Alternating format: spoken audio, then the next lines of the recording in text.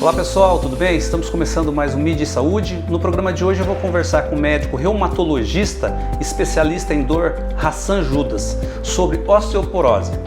Doutor, prazer em recebê-lo novamente aqui no canal MIDI Saúde. Osteoporose é uma doença que está relacionada com a idade? Tá mais relacionado com a idade. É um prazer estar aqui de novo.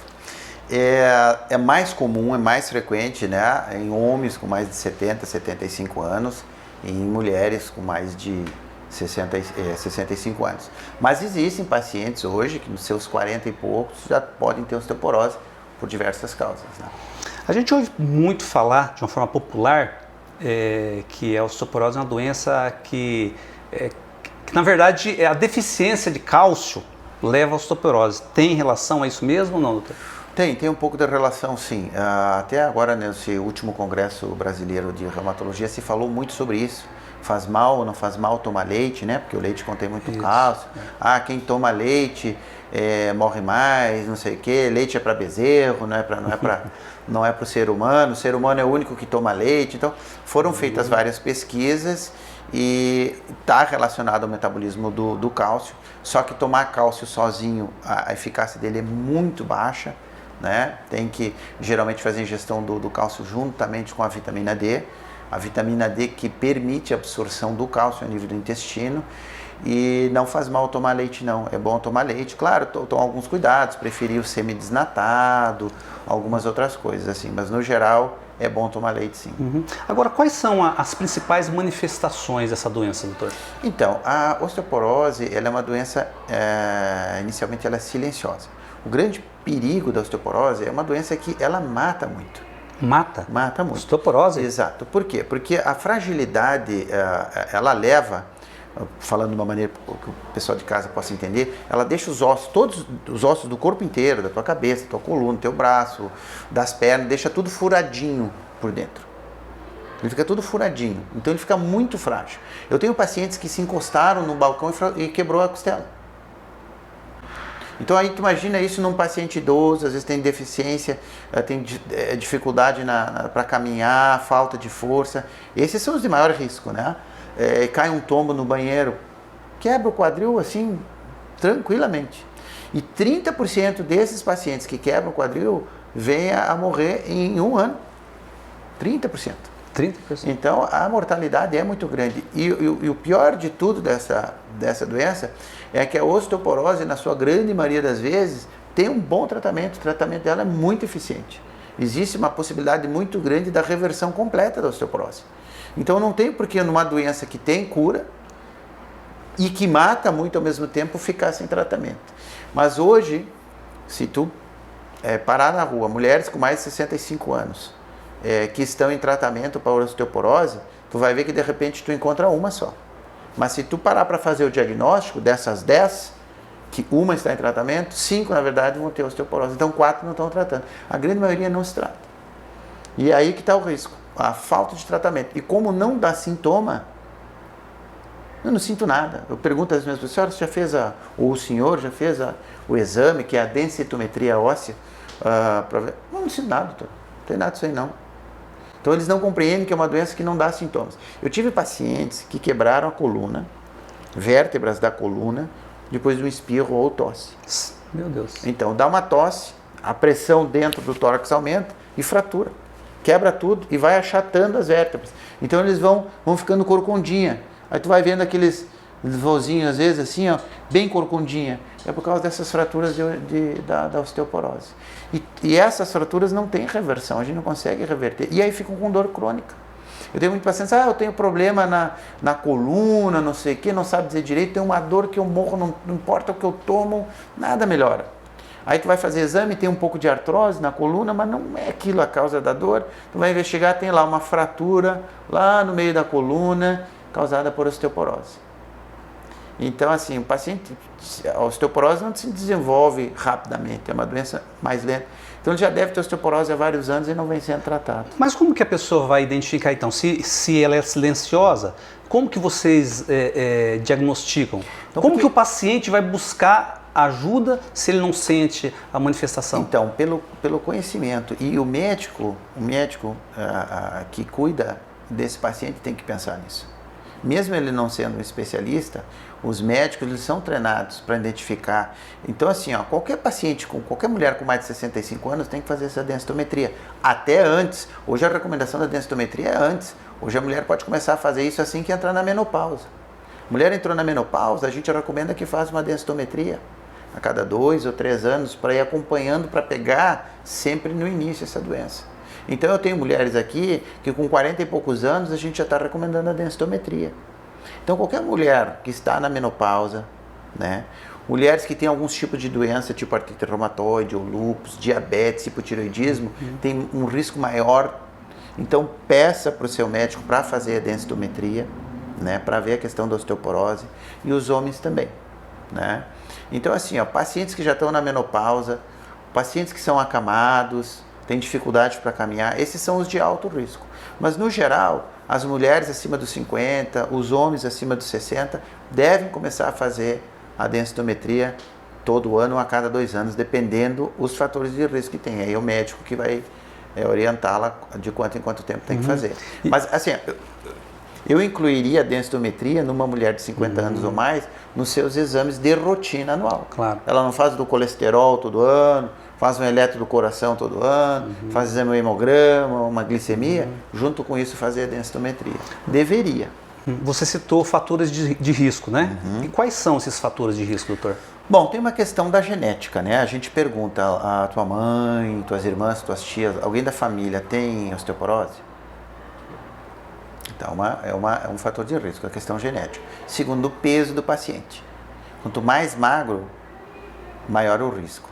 Tem classificações que dizem que pacientes abaixo de 47 quilos ou abaixo de 50 quilos são pacientes de alto risco, né? Algumas doenças, fuma, se é tabagista ou não, se bebe, né?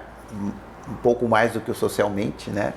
Então, tabagismo, etilismo, se tem a questão do peso e algumas doenças. Essas que eu já falei, né? Desde diabetes, hipotireoidismo, problemas cardíacos, às vezes tem problemas pulmonares, usa aquelas bombinhas. Então, todos esses são pacientes de risco. Existem casos de pacientes que desenvolvem precocemente a osteoporose? Tem. Pessoas jovens. Sim, tem. A gente tem, por exemplo, pacientes jovens de 30 anos que tiveram fratura de coluna e coisa depois da gravidez. Então, a gravidez pode desenvolver bastante osteoporose e principalmente a amamentação. São pacientes de risco durante aquele período da amamentação. Então, são pacientes que eu já vi, jovens, e que tiveram fratura e que a gente foi investigar, era por causa da osteoporose. Paciente jovem, uma coisa assim, né? Com 30 e pouquinho. Eu tenho pacientes, inclusive tenho médica que se trata comigo, que tem 46, 47 anos e já está com osteoporose. Então, assim, não é o comum é mais uma idade um pouco maior, mas a gente tem que pensar, se é paciente de risco, tem que fazer o exame anualmente. Parece que as mulheres são mais propensas, a impressão que dá é que, até pela tua fala, você citou homens 2 vezes e a maior parte mulheres, né? Realmente faz sentido? As mulheres são mais propensas, né? Isso faz. Após a menopausa, existe a diminuição do hormônio feminino, principalmente o estrogênio, e ele está vinculado ao metabolismo ósseo, ele ajuda. Então a mulher perde essa proteção e com o início da menopausa, aí que acelera a questão da osteoporose. Então às vezes eu tenho mulheres que estavam super bem, fizeram o exame, estavam normal, entraram na menopausa naquele ano, 2 anos depois estavam com osteoporose estabelecida. Então é uma questão hormonal, né? A mulher perde, o homem também, só que o homem perde o hormônio, né, mais tarde. Então, normalmente, o homem desenvolve osteoporose bem mais tarde, uma média de 10 anos mais tarde que a mulher, só que geralmente são mais graves e as fraturas nos homens são geralmente muito mais graves, com muito mais mortes do que nas mulheres. Então, eles desenvolvem mais tarde, desenvolvem menos, mas as fraturas são bem mais graves, né? Então, assim, os 2 grupos a gente acaba tendo que ficar atento, né? Além dessa fragilidade óssea que você mencionou e que parece que é a principal característica, existem outras manifestações? Não, a grande manifestação dela é a dor pela fratura, né? Como eu mencionei, eu tenho pacientes que trincaram os ossos por espirro, por tosse, por se encostar no lugar e quebrar. Coisas assim que não deveriam fraturar nada, não deveriam quebrar nada e trincam o osso. E aí a pessoa fica com dor crônica e vai atrás de um tratamento da dor, toma remédios para dor e deixa passar a osteoporose. Então quer dizer que se a pessoa não sofrer nenhum tipo de fratura, ela vai ter a doença, mas não vai sentir dor. A fratura que leva a dor. Exatamente. Tá, mas essa fratura não tem como resolver de uma forma efetiva? A fratura, dependendo do local, sim, mas para resolver a fratura, tu precisa tratar a osteoporose. Senão o tratamento da fratura fica bem comprometido. E conforme o local da fratura, por exemplo, se for na coluna, a vértebra se achata, ela trinca toda por dentro e ela desaba, ela fica grossa de um lado e fininha do outro. Aquilo ali não volta mais. Agora, doutor, você comentou aí de fraturas, principalmente no fêmur, né? Na parte do quadril, né? Uhum. Mas existem outras partes também? Claro, punho é muito comum. Punho. O paciente resbala, cai e bate o punho, né? Se segura. Então, o punho é muito comum. Costela, coluna é muito comum. E o do quadril. A pessoa que sofre de osteoporose, ela costuma ter, juntamente com a doença, outros problemas também? A maioria dos meus pacientes, quando vem aqui, eles vêm com mais de uma doença. É muito difícil um paciente que tenha osteoporose e que não tenha outra doença associada. Geralmente eles podem ter alguma doença de risco ligada à osteoporose, né? Ou alguma outra doença reumatológica, por exemplo, a artrose, né? Pode ter artrose e osteoporose. Aí tu trata em conjunto, né? Claro, são tratamentos diferentes, completamente diferentes. A osteoporose, hoje a nossa meta é a cura. A osteoporose, a grande maioria dos pacientes pode ter a reversão total da doença, né? A gente consegue reverter 100%, consegue curar os pacientes. Já, por exemplo, a artrose não, né? A gente melhora e para a doença, mas não consegue a cura. Tá, e qual que é a dependência? Um paciente que sofre de osteoporose para ele ter a cura total, como você disse. Depende do que essa cura? Então, tem que fazer um tratamento adequado, né? Tem que ver o nível que está essa osteoporose, está num nível muito acentuado. Então, assim, a gente trata a osteoporose em si e tem que tratar os fatores de risco, né? Então, assim, hoje, para a osteoporose, o medicamento que a gente mais usa é um soro. A gente passa na veia do paciente, ele vem pronto. A gente passa na veia do paciente e ele toma, e aquele soro dura 1 ano. Ele fica 1 ano dentro dos ossos, ele trabalha inibindo uma enzima e essa enzima não permite que nada do osso saia. Porque existe uma renovação óssea normal. Então eu costumo falar assim de uma maneira muito simples para os meus pacientes entenderem. Tu está formando 1 quilo de osso por ano no teu corpo, mas tu estás perdendo 2.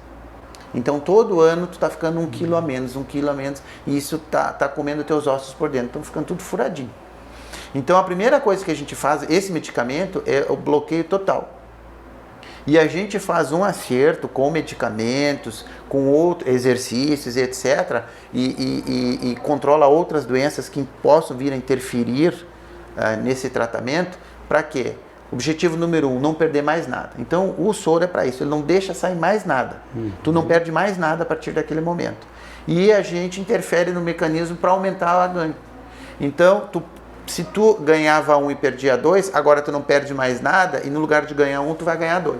Então, tu começa a ficar 2 quilos todo ano com mais ossos. Por isso que o tratamento da osteoporose não é feito de um ano para o outro, num ano. Porque a gente sabe que em 1 ano, tu não consegue recuperar a massa óssea necessária. Às vezes vai 2, vai 3, vai 4, vai 5 em casos graves, entendeu? Para recuperar, porque às vezes a massa óssea perdida é tão grande que demora alguns anos para a gente conseguir essa reversão. Entendi. Então tá bom, doutor, foi um prazer falar com você, tá? Espero que a gente possa se encontrar em outros programas. E, acima de tudo, né, contribuir com a qualidade de vida das pessoas. Mais uma vez, obrigado. Até o próximo. Eu que agradeço. Obrigado. É isso aí, pessoal. Espero que vocês tenham gostado dessa entrevista. Nos encontramos no próximo programa, tá? Não esqueçam de compartilhar, curtir esse vídeo, tá? E ativar o sininho para que vocês sejam notificados de novos vídeos do canal Mídia e Saúde. Um grande abraço e até o próximo programa.